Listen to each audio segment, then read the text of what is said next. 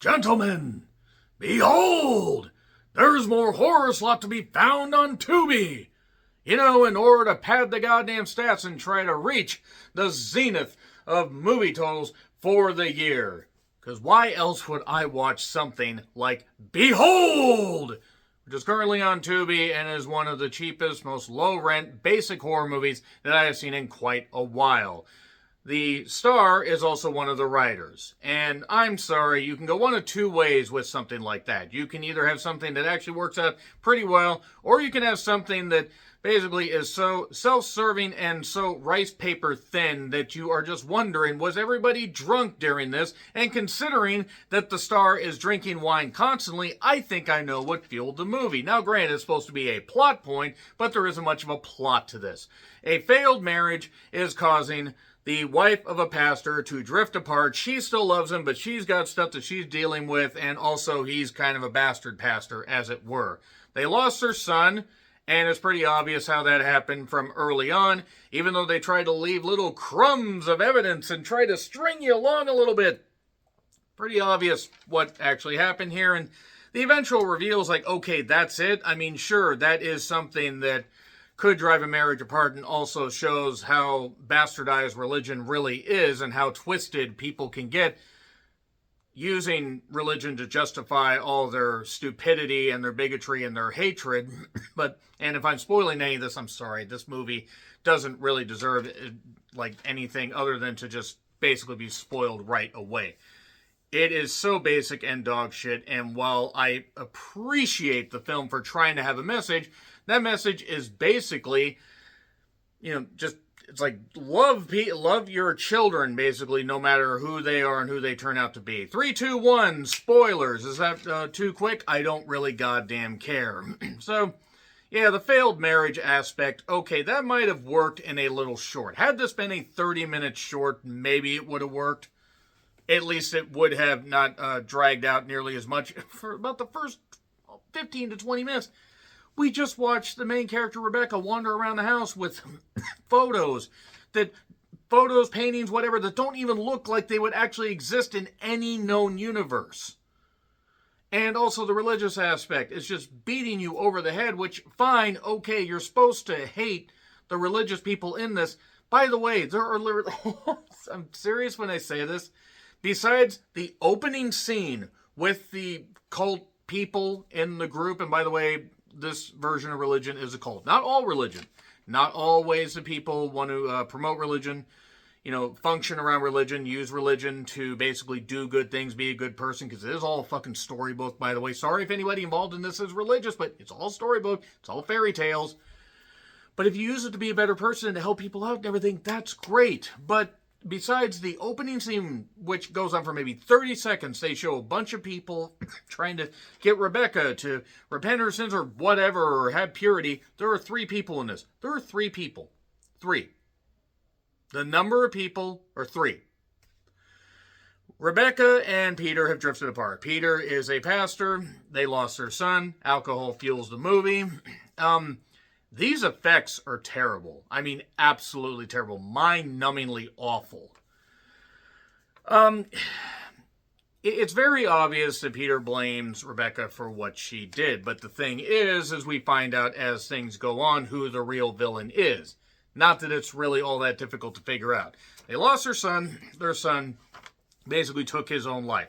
Now, at 8 to 9 years old, that's a little bit soon. So you have to think there's a bit more to it. There is, just not much more.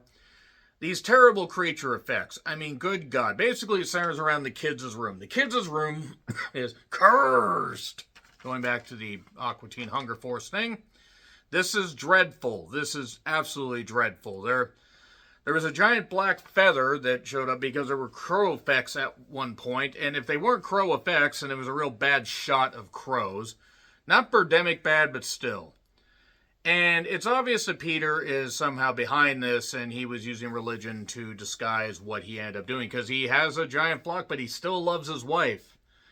By the way, besides where they're at, for the little prayer circle thing in the beginning, they're in the same house the whole time, except for one shot on the road. Other than that, they're just in the same house. And there's a character, Miriam, who is part of this congregation. I guess she's the only one that they could afford on a weekend. There's no way this movie took more than 2 weeks to shoot. I would be amazed. I would be amazed if it wasn't just shot over 2 weekends with how bad this was. It's like a discount Conjuring, and then discounted 50% off of that, and then another 50% off of that. Basically what I'm saying is this movie isn't very good. It's not very fucking good, and it deserves to be trashed horribly. Losing a child would not be easy, but Peter could have saved him. I'm just going to get to the crux of the whole goddamn thing because none of this stuff building really goddamn matters. Peter ends up kind of going a little bit nuts because he's being poisoned by whatever is in this room. And what it turns out is it's something that wants to get Peter, and it wants to get anybody responsible for what happened to the son. Because the son was taken to a camp and then wasn't talking to his mother and suddenly ended up dead, taking his own life. Okay, my God, that's just terrible that a child would have that happen. Except Peter saw his son dancing around in a dress, and because the son may have just been either wearing girls' clothes, possibly becoming trans at some point, possibly been gay, who knows? Oh no, it's terrible. So, gotta kill him. I mean, you don't, but that's the kind of poisonous religious takes that people tend to have. I noted, hey, we left the house. No, we didn't really leave the house for very long. We just went on the road because I guess they need to pad that scene out, or the movie out by 1 more minute. But then he did the behold thing where his blood is, all over this door frame and everything, and he's trying to get Rebecca to understand what he's doing. What he's trying to do is get her to turn to the dark side and agree that she was at fault and he was doing the right thing. Yeah, he did it to save him. No, he didn't. He did it to justify the poisonous nature of religion as is tradition, unless you have a sane, working, and fully attached brainstem. So, yeah, because the son did that, he died, and then Miriam had ended up sacrificing herself to be part of this, whatever the hell it was. But what ended up happening basically is the husband ended up getting pulled into the goddamn door and into the room.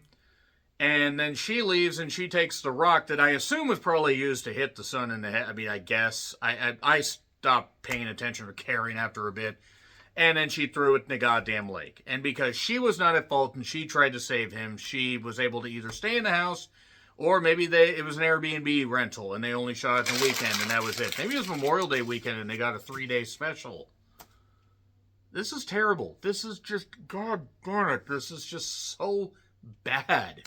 It's just so bad and so cheap and so just basic.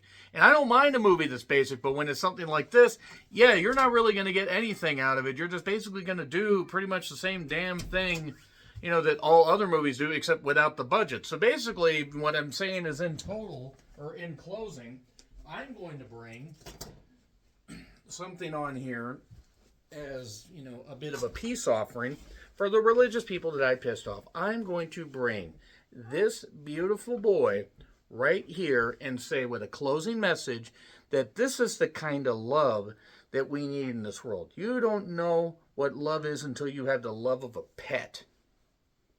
You don't know what love is until you have the love of a pet. Isn't that right? Yeah, see, there you go. See, he loves me dearly. He's going to get treats here in a bit, but I need to bring him on because I wanted to be less angry at the close of this particular video. So, yeah, Behold gets an F. It absolutely gets an F. I told you about this, and you just couldn't believe me, and then you went back to sleep. And then you wanted in right when the review was almost over. Okay, so anyway, agree, disagree. It's F, by the way, F, total F. I don't think it's going to be one of the worst films of the year, but it's definitely one of the cheapest films I've seen, so sorry to everybody involved in this, all 5 people that were in the crew, if you have a problem with this. I am just a horror fan, and other people are going to watch this. If you listen to my opinion and let me dictate what you should and shouldn't watch, I mean, God bless you, but make your own decisions. My decision, however, would be try to find something else to do other than bullshit like this. So agree, disagree what I said, like, share, subscribe, Twitter, Letterboxd, Blue Sky handles in the description. I'm John Ritlin. Until we let the Lord be our strength again, hopefully in a better movie with a better message and less Dog shit effects. Happy trails to you.